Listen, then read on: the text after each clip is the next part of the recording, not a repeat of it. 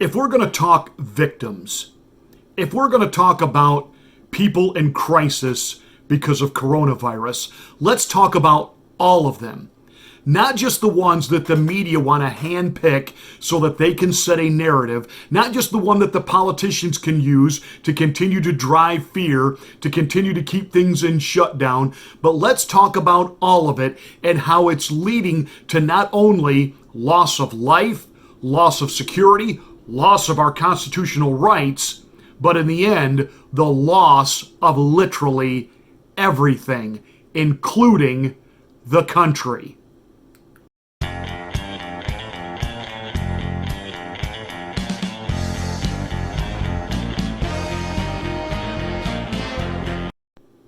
Franklin Graham, son of the late evangelist Billy Graham, director of Samaritan's Purse, which, by the way, Samaritan's Purse does an incredible job around this planet doing what we think that the Red Cross does, but really the Red Cross has become yet another bureaucracy, another encumbersome layer of not getting things done as quickly as they should, and that is not to disparage the boots on the ground of the Red Cross. But when you give the Red Cross, say, $1 of your donation, right off the top, 50 cents of it goes to administration, i.e. salaries, i.e. promotion and marketing. Of the 50 cents that's left, maybe 35 to 40 cents of that dollar actually makes it to the field, to give out medicine and blankets and help to the people that the Red Cross is there to help. Samaritan's Purse, you give them $1, 90 cents of it actually goes right to the boots on the ground. They go into a war-torn area, they go into a third world country devastated by famine and drought, and I can tell you that 90 cents of your dollar goes to take those people food and water and free supplies and health care. The Samaritan's Purse with their mercy ships, it is incredible what they do around the globe. They set up a hospital in Central Park to be able to help during this pandemic. When they first got there, Mayor de Blasio thanked them for coming. Then when the LGBTQ community screamed that they were bigots, that they were haters, and they had to go, well, then de Blasio said, well, we'll let them stay, but we're going to send representatives from our administration there to make sure they're not discriminating when people come there for help. Are you kidding me? Are you kidding me? Samaritan's Purse never turned anybody away. So that because internally, because they are a faith-based organization and they release a statement of faith, because they are biblical fundamentalists and they have an issue regarding same-sex marriage, you want them gone, you don't want their help? Are you kidding me? Really? Really? So Franklin Graham today had enough with CNN, who's running headlines all day. What if no vaccine is ever found for coronavirus? How many people will die? We don't have a vaccine for AIDS. And AIDS is what Dr. Fauci Stein became famous over. Yes, Fauci Stein, the illegal love child of Dr. Kevorkian. The guy who's our point man on the Corona Task Force. Thank you, enemy of the people, enemy of President Donald Trump, you traitorous lech of a vice president, Mike Pence, for picking Fauci. Thank you for that. You're marked, Pence. Don't think about even remotely trying to secede President Trump after his reelection. Don't even think about it. It's not happening. You're a traitor from within. And I only hope that President Trump realizes what an absolute detriment you are to him, to his administration, and to our nation.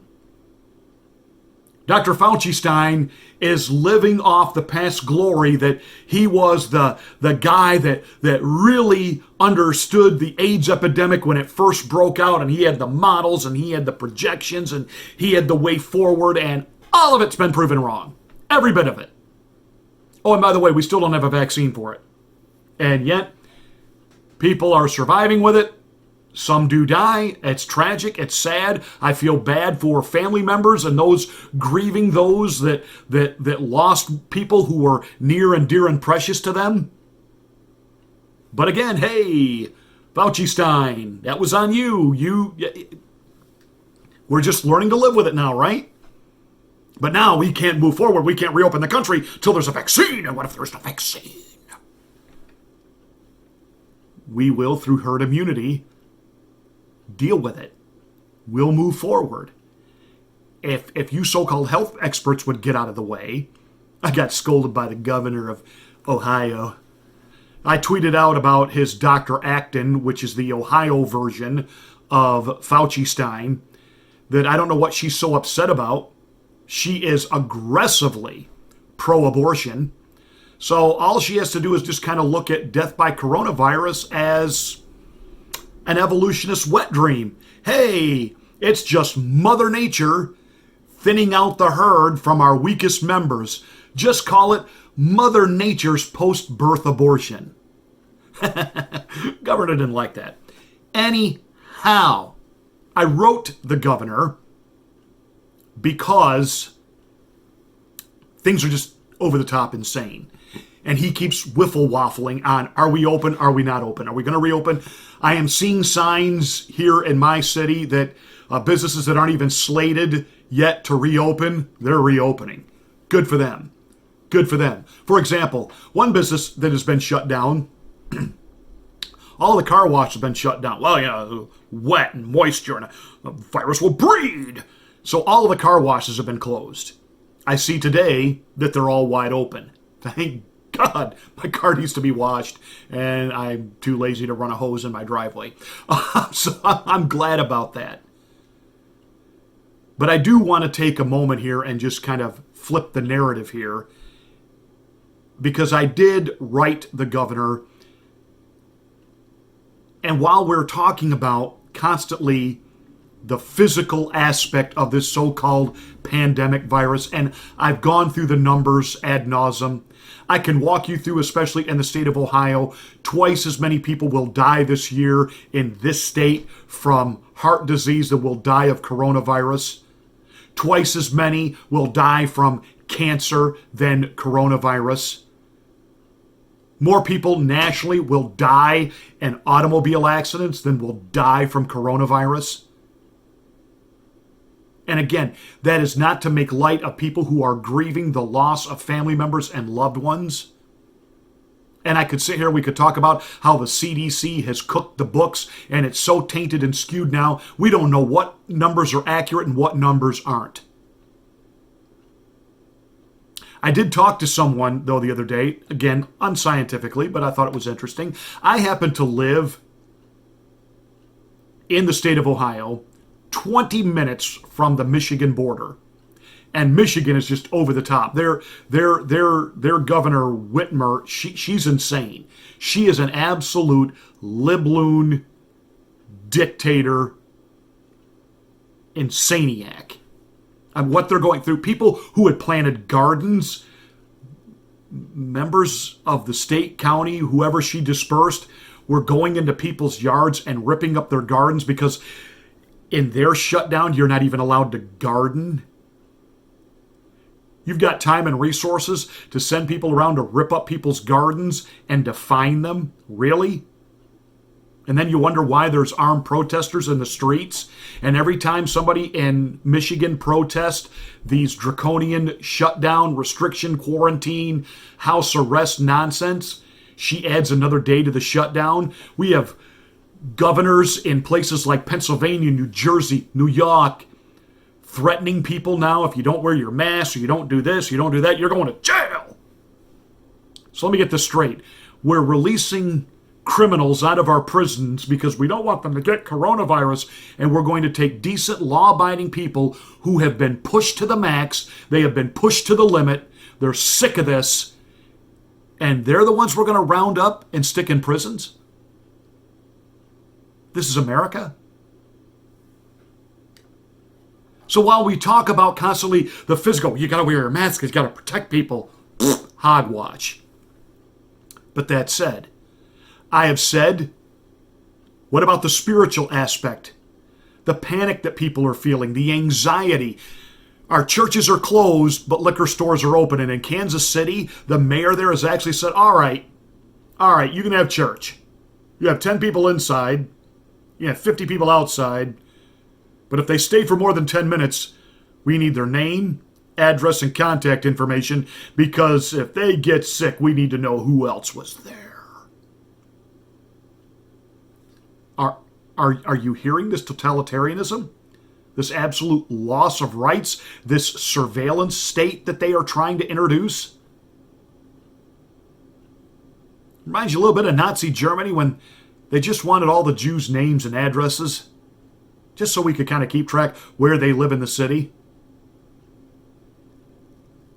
Are any of you awake to the reality of what you're seeing happening around you? So the church has been considered non-essential, and yet what greater tool could they have actually utilized? Because a church, historically speaking, sanctuary, has been a place when people were upset, scared, fearful, losing hope, becoming despondent.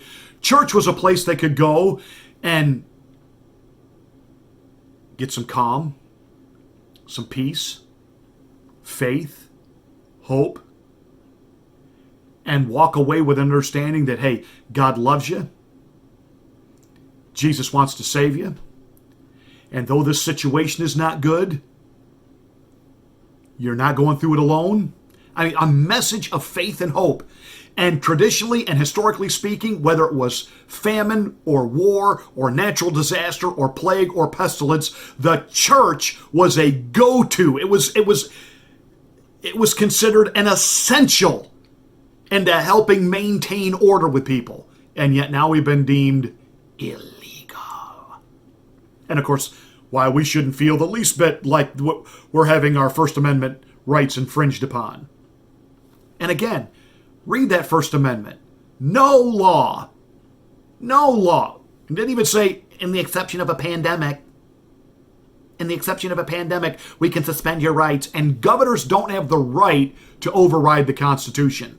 Local sheriff's departments do not have the right to override the Constitution and go in and start arresting pastors and rounding up parishioners who are attending a church service. Yet that is exactly what's happening in America. So we have this spiritual breakdown now, which is triggering depression. The suicide hotline rates are up. Everybody now acknowledges that. So I wrote the governor, and I pointed out, I said, now in the beginning, we weren't sure what we were quite dealing with here. We gave you and every other governor and the president and everyone involved the benefit of the doubt that, all right, if we've got to be inconvenienced for a couple of weeks to kind of get a handle on things, kind of get it. And even then, I was very, very suspect. But especially here in Ohio, Governor DeWiner, he stands here, because I told you before, he's this little guy, and I think he was probably the class nerd, and he probably got picked on all through school, and he was the one that ran the class projector, when it was time to have a special movie in science class, and now all of a sudden he's the governor. And he was the first one to enact shutdown. Every other governor then pivoted off of DeWine, and all of a sudden DeWine was on all the Sunday talk shows, and his daily briefings were being televised nationally. And I'm telling you, that little nerdlet, he became a rock star and a legend in his own mind, and it got to him.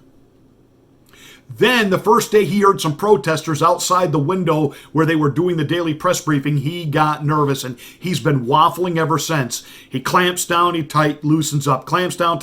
Nobody knows what's going on with him.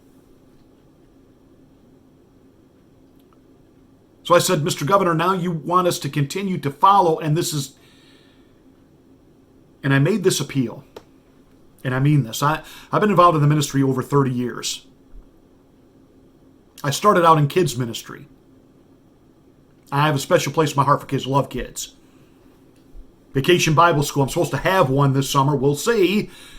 depending on regulations, etc., etc., etc. But I've always prided myself in wanting to present a really fun, quality vacation Bible school for kids. And it isn't just parking them in a room and preaching to them. We make the lessons fun and interactive. We do a lot of wild stuff. And on the last day, I mean, we have water wars, and I get a bounce house company to come in and bring me every bouncy thing they got. And I mean, we just load the property, load the parking lot. I mean, it is a free kids carnival. And I said to the governor in my letter, have you considered, you and Dr. Acton and all the other so-called professionals, because you're so concerned about people, we don't want to reopen too fast because we're going to kill people. Thank God the White House is pushing back on that. The new models indicate that by reopening, we're going to see a spike and people are going to die. Well, first of all, every model projection they've made has been wrong. Every model. Every model. Now, there might be a spike, because the worst thing you can do with a viral outbreak, you're not going to like this. The quarantining doesn't stop anything. You slow it down. The only thing that stops this, and no, it's not a medical science breakthrough. It is exactly the way God, the divine creator, designed it. Herd immunity. Herd immunity. And the more you close people off, you weaken the immune system. You don't strengthen it.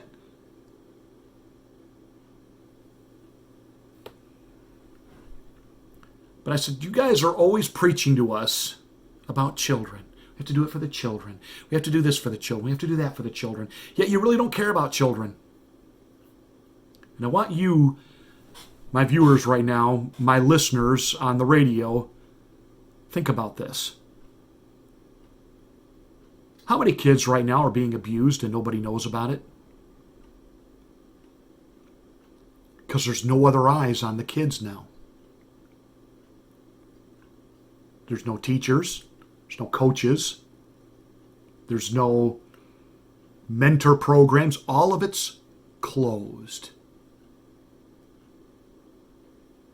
So kids that already lived in an abusive situation, you think that's gotten better now? That there's no outside eyes, no accountability, no checks and balances? I mean, police reporting that, a lot of your run-of-the-mill regular crime is kind of down, other than the metropolitan areas. But the domestic violence is up. Now put a vulnerable kid in a situation where mom, dad, the custodial care person, maybe he's out of work, stressed, doesn't know how they're going to make it, and they've already been prone to maybe get a little bit too physical, over physical, maybe outright abusive in the past. Anybody checking on any of that? There aren't enough social workers and police to check on every child. And the safety nets that we have built for kids, school, little league, community programs, etc., they're all gone. All gone. Bye, bye, bye, bye, bye. Gone. We won't know till this is over what really has happened. And so I implored the governor, open, and let churches that have kids ministries, let us get involved. Open. In fact, I have put together a PSA, which is running on my flagship station, AM 840, WPGS, all across Central Florida, Orlando, Daytona Beach. I'm going to play it for you right now. And at the end, I will give you my email at the end of this monologue. If you would like a MP3 copy of this PSA, I am asking all of you, help me spread the word by getting this MP3 and sending it to your local radio stations, along with a little question. How are we checking on children and making sure they're safe and all this? Not physically just safe, but emotionally, psychologically. You have homes where there's just one parent, and maybe that parent themselves isn't emotionally stable to begin with, and do you think they're getting more emotionally stable each day that lockdown and quarantine continues? I'm personally dealing with a family where the husband is physically disabled. He cannot help his wife. His wife has her own issues and is under doctor's care and medicated, and she's got 3 young kids at home, one of whom is severely autistic, non-communicative, and we don't even have any special ed programs open for kids right now. I want you to listen to this PSA, and I want you to think about what it says. Schools are closed. Daycare centers are closed. Community youth organizations and athletic programs are closed. The safety net for our most vulnerable citizens, children, are gone. Our eyes are closed. Contact your locally elected officials and the governor's office. Demand we open for children before it's too late. Brought to you by Advocates for Child Safety. Please email me, pastormarty@hotmail.com. pastormarty@hotmail.com. It's right down there on the scroll, pastormarty@hotmail.com. I will send you an MP3 copy of this important PSA.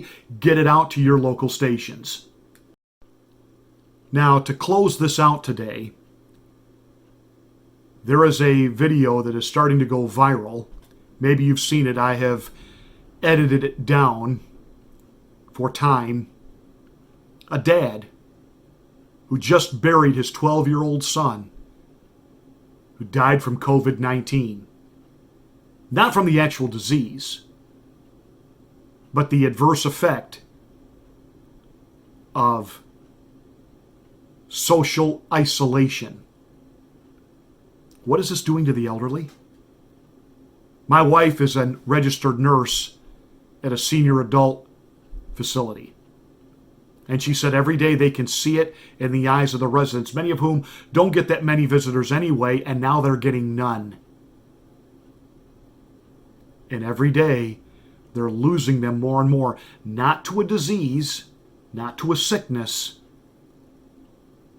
but of desperation and loneliness. And they're giving up. They're losing hope. Oh, and pastors aren't allowed in to visit and try to encourage anyone. We can't go in and have little services anymore in the fellowship room. We can't go room to room and sit with people, pray with people, maybe tell a joke or two, try to lift their spirits and brighten their day. And the care providers, the nurses, the aides, God bless them. But if you've got one nurse and on her wing she's got 10, 15, 20 patients, she can't sit and give each person the individual time they need. And we've cut all that off from people. And we've let people like Dr. Fauci set the narrative that when he and Bill Gates are finally ready to spring their patented vaccine on us so they can get rich, then we can open the country. Until then, apparently, kids, the elderly, etc., they're just collateral damage. Isn't that right, Fauci? Yes, I'm pissed. I am pissed beyond words. I am upset that pastors have rolled over for this and you continue to have your Facebook only. Some of you guys, you're pre-recording your sermons. You don't even have a character to do them live. You're recording it, 2-3 days ahead of Sunday, and then you kind of got it ready to get uploaded at your normal church time, and this is how you're doing church now. Because what are you doing when you used to be preaching? What, are you in bed now? What, are you just laying around in your jammies doing something else? And then you expect somehow when you reopen church, when you finally are allowed by the government to do so, you make me sick. Don't tell me about your stand for Jesus when you're treating this like a glorified vacation and then trying to encourage, let's all just stay positive. We're all in this together. No, preach the word, have your services. I'm having services. We're doing them in a parking lot right now. It's not ideal. This past week, it was hot. I got a sunburn. Loved it though. Week before, we had hurricane winds and snow flurries. And this weekend coming up, not looking much better. But we're still out there. We're still pushing through because people are in crisis right now. And it doesn't matter that I can sit here and talk ad nauseum how this is a bunch of hype. It has been blown so far out of proportion.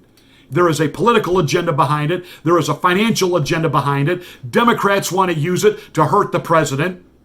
And we can go on and on and on about all those reasons. That doesn't matter. There are a lot of people right now that are living in fear of all of this, and they're in crisis.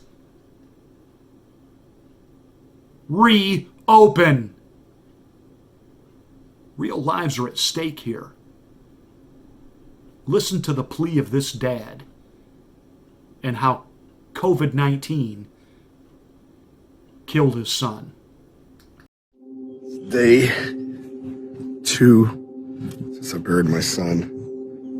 My son died from the coronavirus, as I mentioned, but not in the way you think. The human condition is not to be socially isolated. And I heard someone say, well, it's like summer for these kids. It's not like summer for these kids. It's just not. Anybody says it's an idiot. This is not summer. You got parents who are stressed out because they lost their jobs. That's not like summer.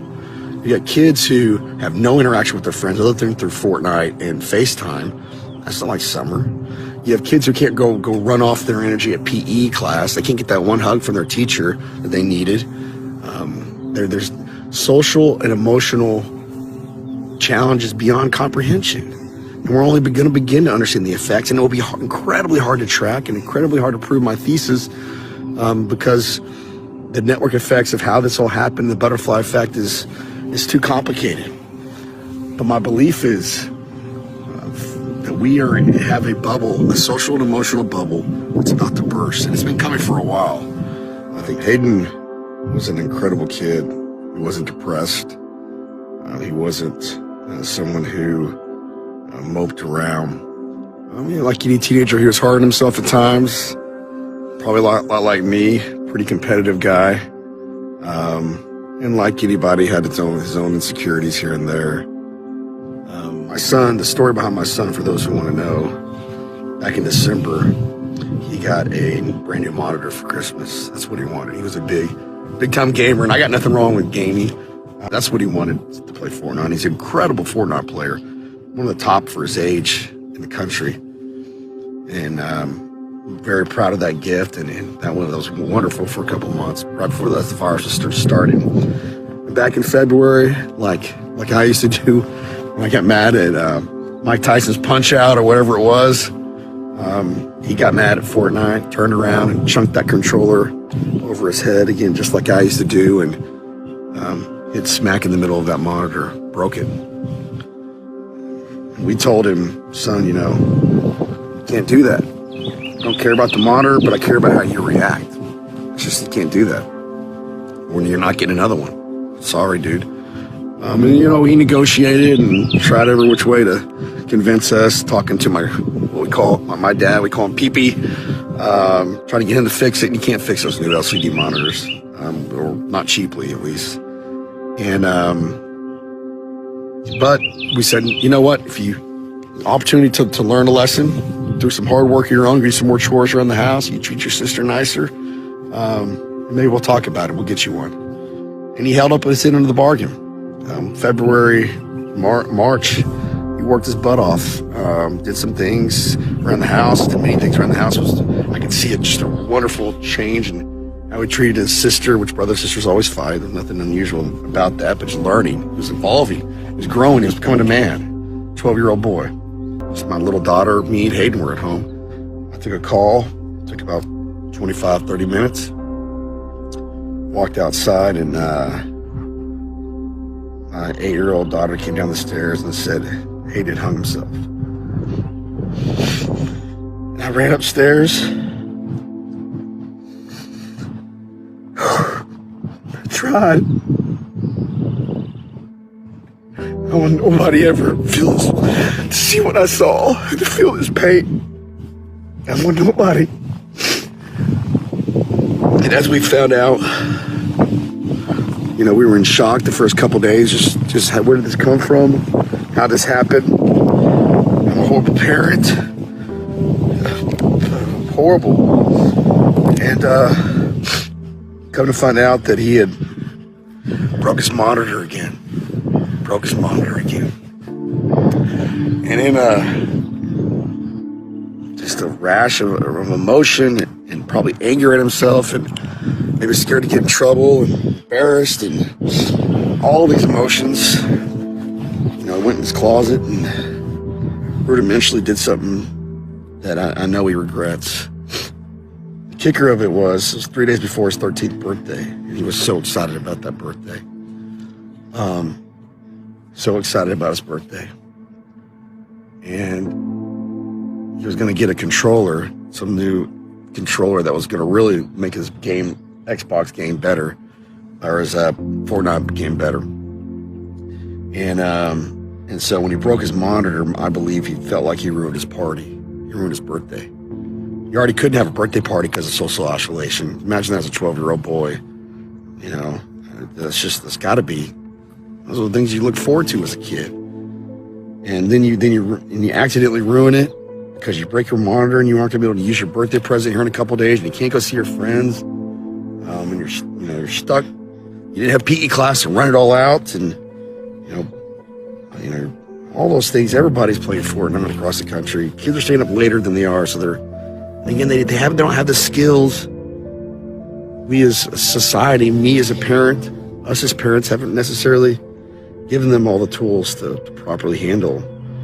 And in that moment, probably not understanding the finality of the situation, went in the closet and got himself in a situation I believe he couldn't get out of.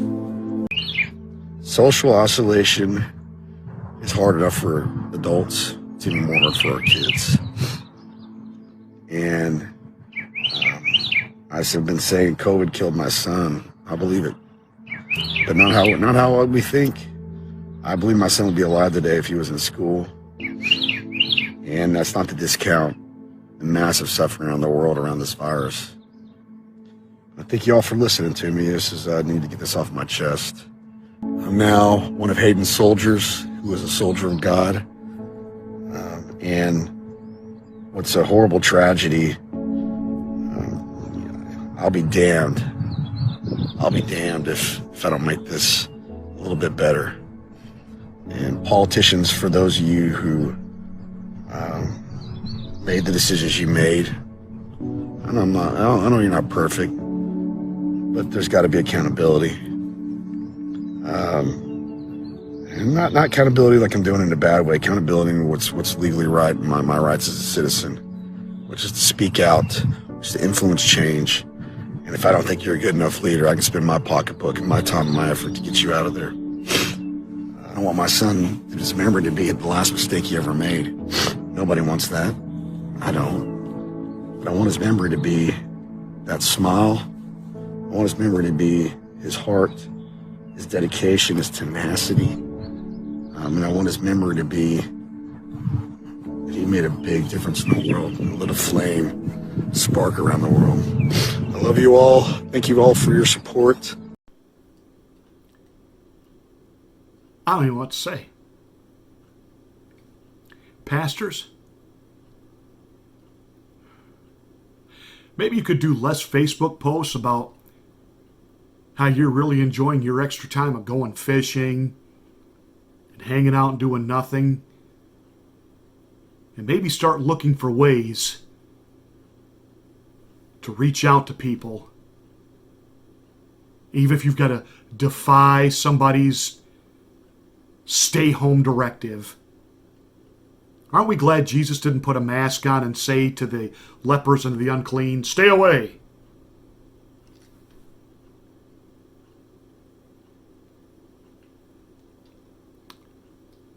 Demand your state's reopen.